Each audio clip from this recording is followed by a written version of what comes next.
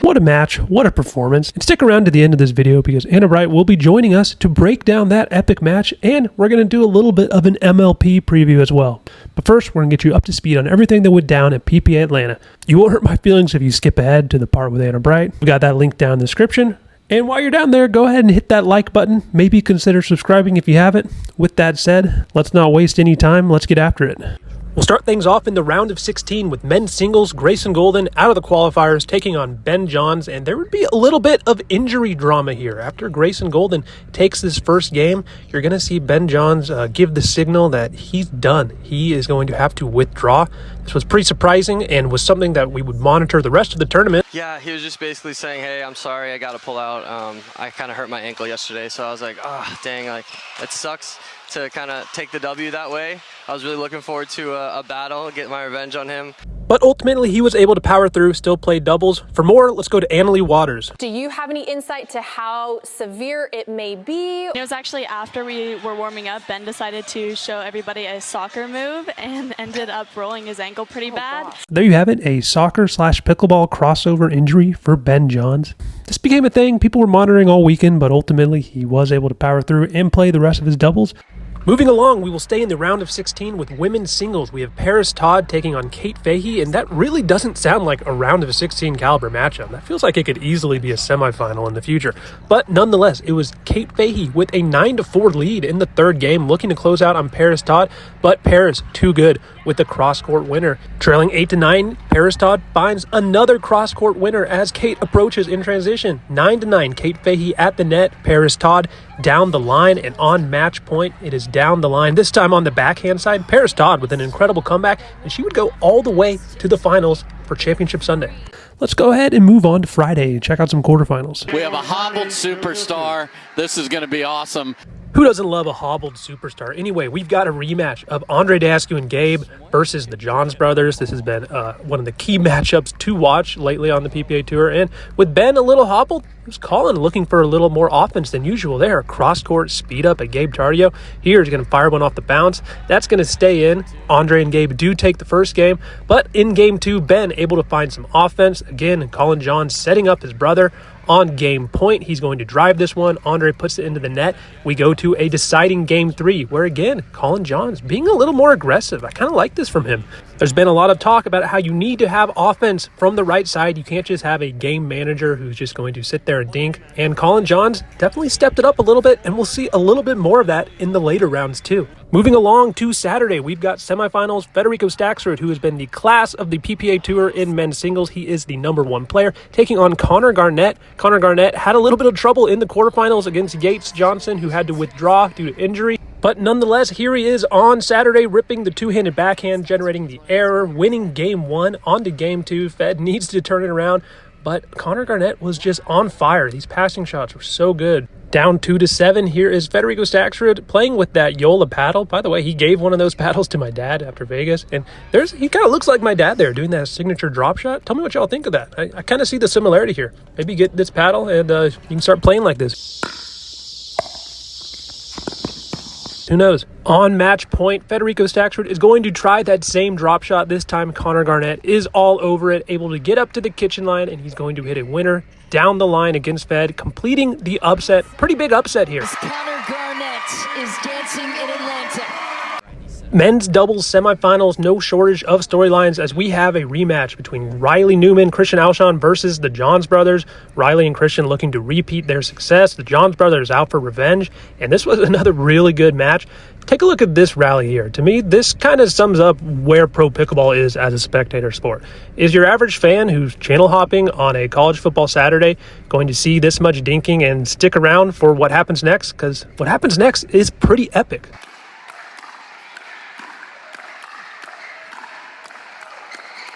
Oh, yeah.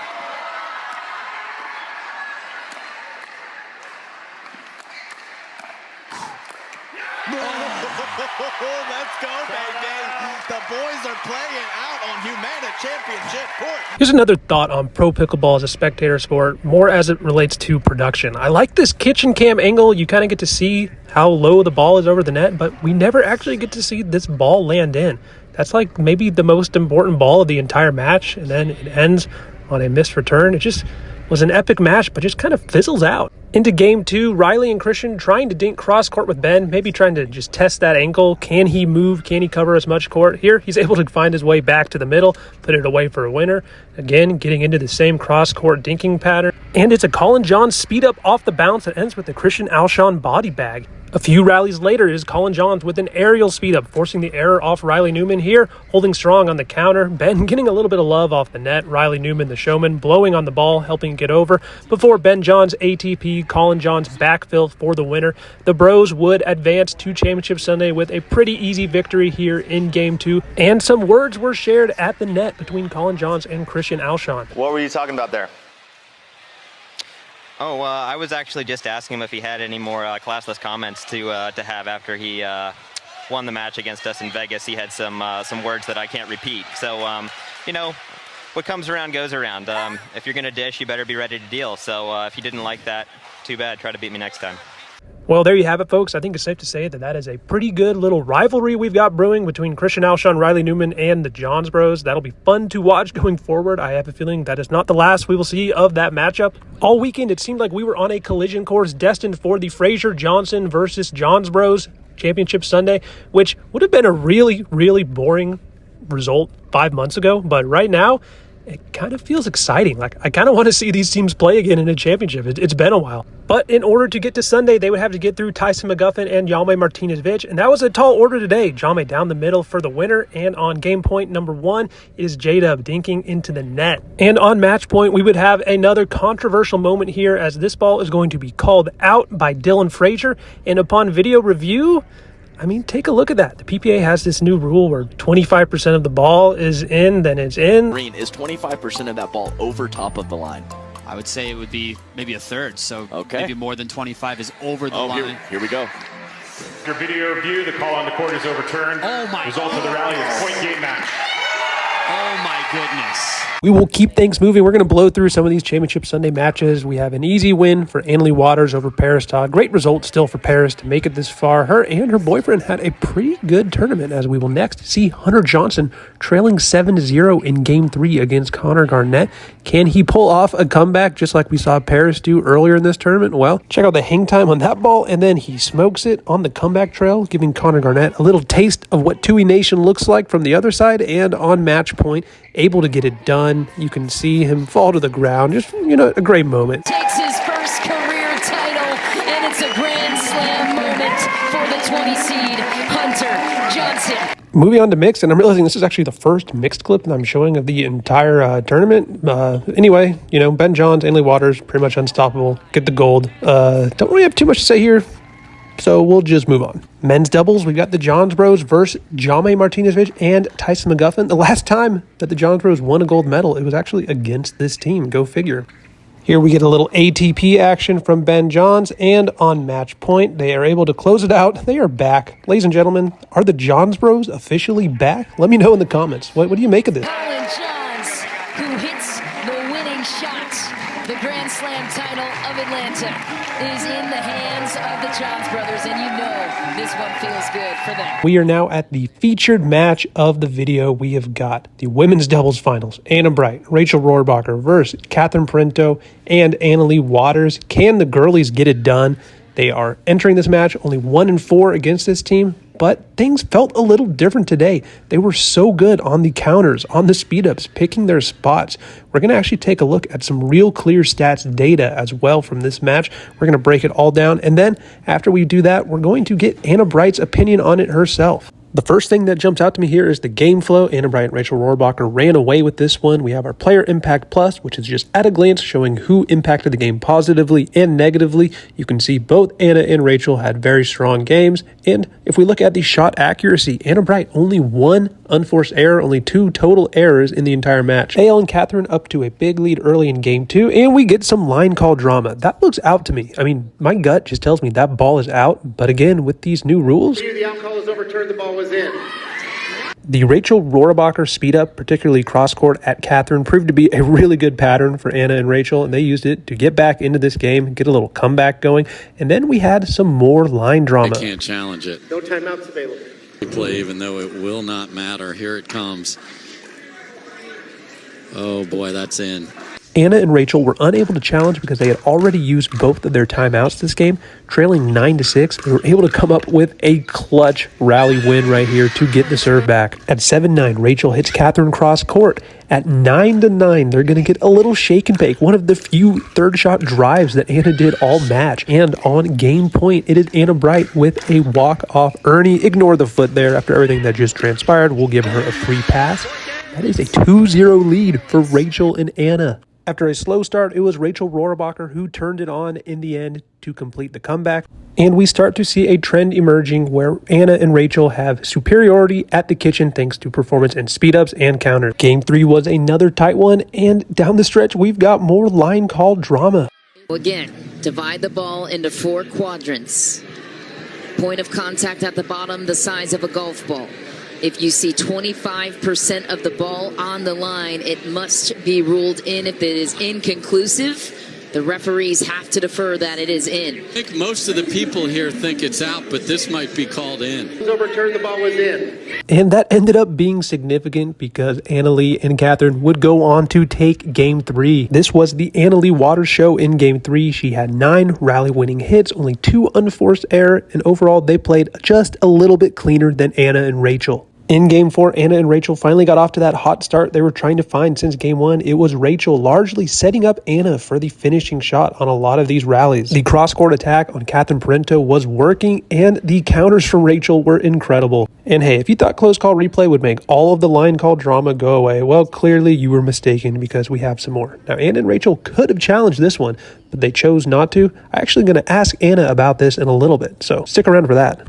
So here we are on match point. As we teased in the intro of this video, it is Anna and Rachel coming out on top. So with that, let's welcome Anna Bright onto the show and see what she has to say about this match. All right, everybody, we have a very special guest joining us. We have one of the girlies herself, Anna Bright, fresh off of a gold medal at PPA ATL, which is a grand slam, by the way.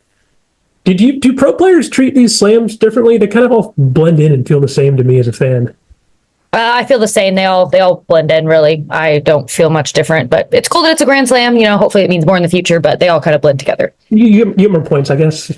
Points are good. Yeah. So watching this match, it was incredibly entertaining. Was there any new strategy y'all did here? I think our energy coming into the match was really good, just very settled. I had a good feeling that morning, and kind of the night before, I felt pretty anxious for the match, and often I don't feel that way when I'm going to be playing that team. And strategy-wise, yeah, I definitely think we stacked more with me on the left than we have before against this team. Something we've been doing generally more in the last few tournaments, but definitely against this team, something new. It seemed to me, too, like y'all were looking for more cross-court attack opportunities, especially Rachel to Catherine. And you were trying to maybe dink to that kind of where the kitchen meets the sideline on Annalie on that backhand side. It almost, in a way, remind me a little bit of how Christian and Kwong play the Johns brothers, where they're trying to kind of dink a little wider, and then Rachel filling in more towards the middle. Is that an accurate assessment, or am I just making stuff up? I think you might have thought about it more than us, honestly. We didn't go into the match with any big thing we were looking to do. I mean, generally the plan is to kind of attack Catherine where you can, but definitely hard in that orientation, because it's kind of a hybrid of women's and mixed that they play. But I think Rachel has probably the best forehand cross-court attack out of the air in the game. There are other, I'd say Georgia's the best directly up the line, but Rachel just blisters that thing, and she's really good at hitting people, might be going out. So we were definitely kind of looking to use that. I felt like even within the first few points that this was going to be close, because against that team, the main thing is preventing them from stringing together 4 to 6 points right off the bat. They're really, really good at that. And I felt like for whatever reason in this match, we were not really struggling with their drive and crash. I don't know if it was, condition dependent or just we were returning better than usual. I don't know, but once within the first few points, and I felt like we had handled that and kind of didn't feel like that was going to be a big problem. I was like, okay, this is a really good. It definitely just looked different. I can't even explain it. It seemed like y'all just had a different energy. I don't know. For sure. Against that team too, I feel like they, especially Annalie, has such a strong belief. She never actually thinks she's actually going to lose until it happens. Mm-hmm. Yeah, I don't know. We played very clean. I felt like this tournament, Rachel and I, our decision-making was very good on the whole. Even if things didn't work, you're always going to have a few, crappy decisions. But on the whole, our decision-making was really clean. We were really clicking, and I'm really happy that, we were able to maintain such a high level for so long. A few other things from this match in that game, too. there was the moment where y'all couldn't challenge, and then, I don't know if you've watched the replays of it, but the ball was definitely in. I think there was maybe one other moment like that. Yeah, I think there was one or two I feel more. like it would have been really easy to just get tilted about that, but y'all managed to kind of like just, I don't know, do you rally around that, or like how do you kind of keep your focus through that? Just kind of, I guess, as you're a pro pickleball player, you're no stranger to being hooked, I'm sure. Yeah, it's definitely hard. I think we handled it well on the whole. I had a moment where I kind of wanted to lose my cool. Like, I think it was the ball that was Catherine called out because she wasn't going to make the ATP. Like, it was obviously in. It was so slow. It was obviously, and I said, like, nice call to them. I'm sure Mike's didn't pick that up. And then the very next point, Annalie hits me off the net cord and then goes shrieking. I so badly want to just take that thing and just freaking chuck it and make her play fetch. But kept my cool there. I mean, there's definitely more tight calls when you're losing. So it's just kind of part of it. I'm really proud of how we kind of kept it together and kind of maintained our pretty level-headed state. And also, I think in the fourth, there was a tight call, and we actually had a timeout, but we only had one left, and we actually chose not to challenge it because I felt like if we used that challenge and we were wrong, I think at that point we were up like, 7-4 maybe. So if we burn that challenge when we have momentum and we're wrong, what's to stop, more tight calls from happening. So, if we had challenged, we would have been right, but it's also like there's kind of a risk reward to it. So I don't really regret how we handled anything, but in hindsight, when that, there were a few calls where you did get cheated, it's kind of like, oh, that sucks. But it's also part of the game when you have players calling their own lines and everyone has their own like motivations and everything. What do you think generally about like the whole replay system? Like, now that we have the technology implemented with the close call replay, it almost seems like the way they have systems, whether it be at MLP with your free challenges or using your timeouts as kind of semi challenges, it's almost created like a game within the game. Like, should we maybe pivot away from that to where you have more leeway to just get a call right, regardless of if you have the challenges?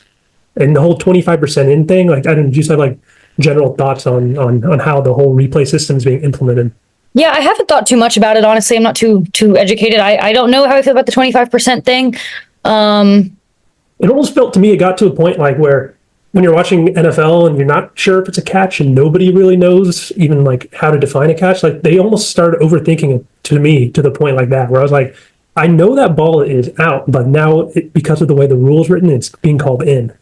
Yeah, I don't know, especially with like slower balls where the ball doesn't compress as much, it kind of affects the way things look. So I don't know what the right thing is. I also don't know that we need to necessarily make it so much easier to make the right call because there is time constraints. Pickleball is already a game where there's, there could be 4 timeouts in like a 4 1-minute timeouts. If they're not media timeouts, I mean, they could be even longer in a 15-minute game. So I don't know that we need to be really encouraging a bunch more challenges. I don't know. I think the current implementation is fine. I just think you need to be smart with how you use them. Oop, that's fair. So with that, I think unless you have anything else you want to talk about from this match. The last thing I just say is I just want to shout out Dekel Bar. He's such a king. Rachel's actually been nagging him to sit on our bench for so long, and I don't know why. Maybe just because he wasn't playing, and he was going to New York with Rachel as well right after. But I really, would we have won this match without him there? Like, probably, right? Because we were playing well, we were in a good headspace, but I do think that having him there was a help. And actually, fun fact, when we beat Annalie and Catherine in Austin, we actually had Andre Diescu, not on our bench, but kind of in the back. And, he was always like looking at us, like giving us like positive encouragement or saying like, keep going. And so I think there's value in that. I've been thinking about, I don't know about a coach. I'm also not looking to like pay someone a bunch of money to just be emotional support, but I do think there's definitely value in it. I think largely just the emotional presence is really helpful, and I think that's something that has really benefited both Annalie and Catherine through their careers. Cool thing, good for them. And that's why when we're playing in the backyard, we always have the dogs there, just kind of look over. Right. Exactly.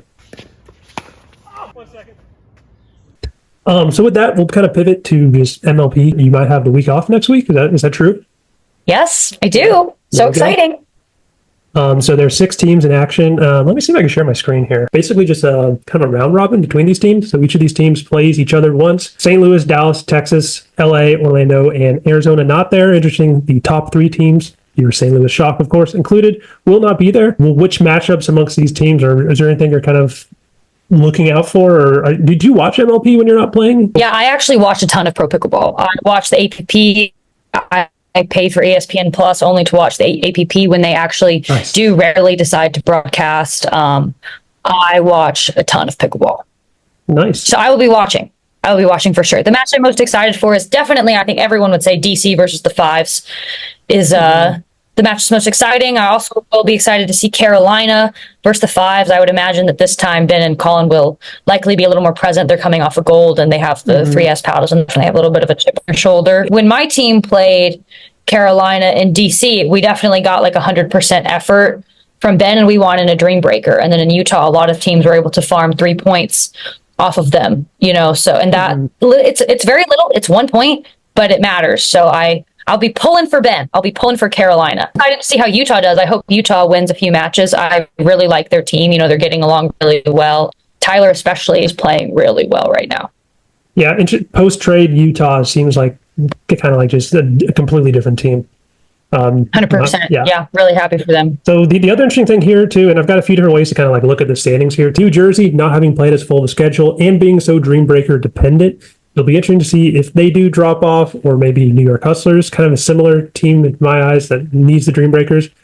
Those are the two teams to me that I could really maybe see dropping down a little bit and opening the door, because right now it's kind of hard for LA, Carolina, Orlando to really make a move. It just seems like almost the 1.83 points per match in sixth place, the 1.17 in seventh place is just like a massive gap. Yeah, I definitely agree. It's kind of crazy. LA was kind of in the picture and fell off quickly. I think the biggest underperformers obviously would be Orlando and Carolina. Orlando, they continue to, it's a little bit of a head scratcher situation. You look at the names on the team and it's like, why aren't they doing it better? And Fed and Tyson are I believe the number one men's team. They are, yeah. They're playing well, and they had a tough stretch with injuries and replacement players, so that kind of led to some zeros.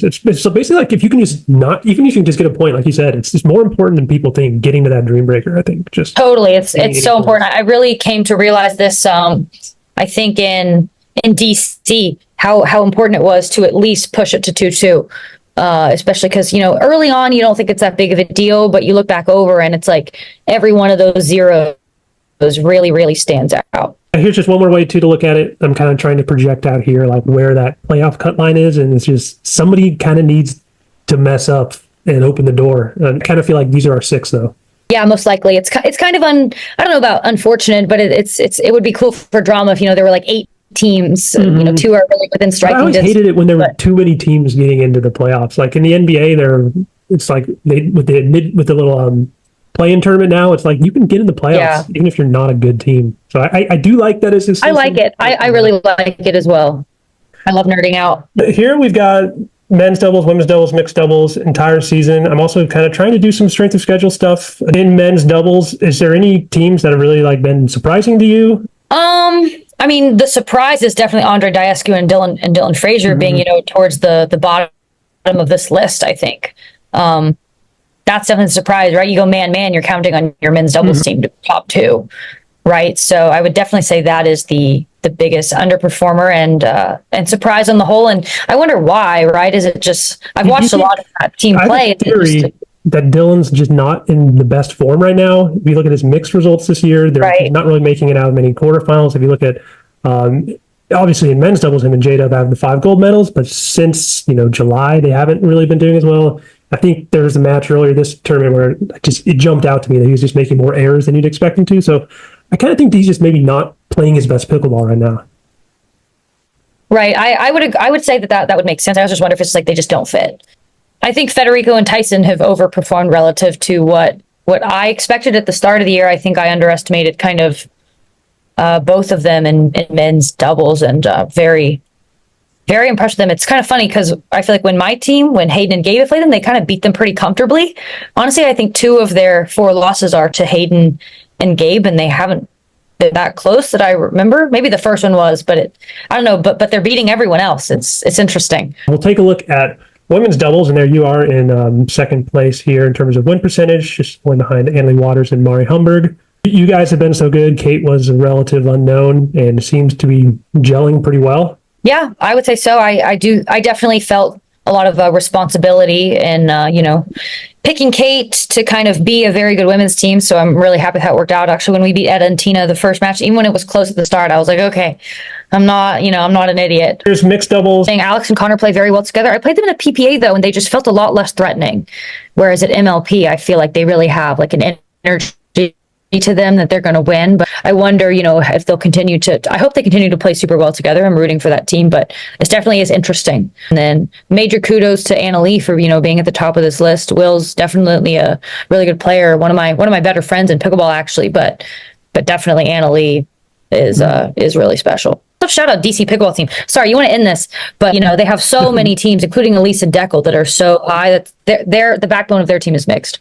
We've got same mixed. We've got just got lower performing teams, and I do have to ask Gabe and Kate. There's many discussions about what could be done to maybe just because even if you just get that up to like closer to 50% win percentage, all of a sudden you're avoiding dream breakers or you're making the dream breakers you otherwise wouldn't be in. Is there talks of either changing partners or anything that could be done there, or just kind of hope that they figure it out? Yeah, we've definitely discussed it. It's I think it's truly incredible and lucky that we are currently ranked 1 and in such a good position considering that they're a whopping 3-18. It's pretty bad. It's really bad. But we've talked about switching before. I've generally been anti. I felt like Gabe has sky-high ceiling, but definitely a lower floor than Hayden, and my thought process was that I wanted to play with the guy with the higher floor. Was kind of the thought process, and it's whether you want to have your philosophy. Do you have one really good team and one bad team, or do you have 2 okay teams? I was generally of the opinion that it's better to have one very good team. That's just kind of a philosophy question, but I think that it kind of goes to show generally at MLP, a lot of the teams that are doing well are the ones that, at least in the case of Annalie and I, like there's a lot of weight, or like Ben Johns, like you putting your faith in one player to really win and, being okay with bad teams. It's not a terrible way to think. So that's generally how I have approached the thinking. Now I think though it might be worth reconsidering. I think that in the past, like, you watch Gabe Tardio play men's doubles and he looks like a god. He looks like a god, like, everyone is so scared of no one will hit him the ball. No, I don't know. Can you say Gabe's the best men's doubles player in the world? Maybe you can't. Maybe he doesn't have the recipe. But if you total back, like the number of touches a player gets from quarterfinal matches on in the last 6 months, like Gabe does not touch the ball. It's insane. He is so good. But I feel like in mixed, he just looked kind of lost. Just kind of didn't really know what to do. Kind of hesitating in decision making and stuff. I feel like since he started playing with Jessie, things are really, obviously Jessie's a great mixed player, so solid, but just you can just tell Gabe has more of a command of the court and knows what he's doing. So now it's something that I think we'll consider, but I also hope that, Kate is getting better, right? Kate just picked up some good wins recently in mixed with Patrick Kaka, and also with her and Jack Sock had a beat Travis and Etta, a very good team, and then played Dekel and Tina to 3. So, I'm hoping that they've both gained a lot of confidence in mixed, and they can play better. But I think now it's more worth considering for us as well. Yeah, and you talk about having like one really good team or 2 balanced teams, and you talk about if you want to at least like guarantee you're going to get that extra point from getting to a dream breaker, it kind of makes sense to just load up the one team. And when you get into the playoffs, where it doesn't matter if you're winning outright or winning in a dream breaker, just doing whatever it takes to like ensure you have those wins like in your hand. There's some value to that. Like you wouldn't want to break up a team because like for 3-18, as bad as that is, 15-5 on the other end is like almost just as good the other way. So. Right. Especially when you have a team that can beat a number 2, most other number 2 mixed teams, or if you had 2 balanced teams, like that's kind of Arizona's problem. They don't have a good team, a really, really good team. They have 2 like okay teams. So this is just my tier list. Curious to see if you have any hot takes or agree with this or would move any teams around. I would probably move the Hustlers to B tier. Honestly, is probably what I would do. And I would put the 5s like, I want to put them like in between A and B is where I honestly want to put them. But if you have to choose, I would put A, because I think of the 5s as, so good in the matches that Annalie plays, but then and you just have to think like, though they are a great Dreambreaker team, like can it keep, they're 7-0, is that really sustainable for them? And also, is it sustainable that Annalie continues to win? is it sustainable that Anna Leigh continues to win? It's such a high clip with her partners. Like maybe she does, but I feel like, you know, against that team, if you can if you can steal one of Anna Leigh's, or even if you don't. So I feel like the other teams are more balanced, but also if I'm, you know, the one seed in the playoffs and I get to choose between playing the Fives or DC, like I might still be picking DC just because I don't have to deal with Anna Leigh. Like, so I don't know, but I naturally kind of want to put them in between A and B, but it's like if I have to choose a team to play, I don't know that I'd choose the Fives. Or if you're the one seed, you do choose your opponent. That'll be an interesting. Yeah, no, exactly. I didn't even look at the bottom of this, but I would actually move the Diamonds to the D tier. Well, I had them in the F tier before, so that's why they're in the E tier now. Oh, they're up. Yeah. I would move the Diamonds up, though. I am pretty scared of the Diamonds, honestly. I think they are playing really well. I would just say I don't think of the Diamonds and Columbus as being on the same tiers, personally. Yeah, I think that's fair. Well, that's all I have. Thanks for hopping on to talk, and congratulations again, and you know, hope you enjoy the off week. Awesome. Thank you for having me, Matty. Yeah, thanks a ton. I appreciate it so much. Bye, everyone. All right, so that's it for this episode. Let me know if you like this. You'd like me to try bringing guests every now and then. If you'd rather me just do shorter videos. I know we went a little bit long, but hey, getting Adam Bright, I feel like that's kind of worth it.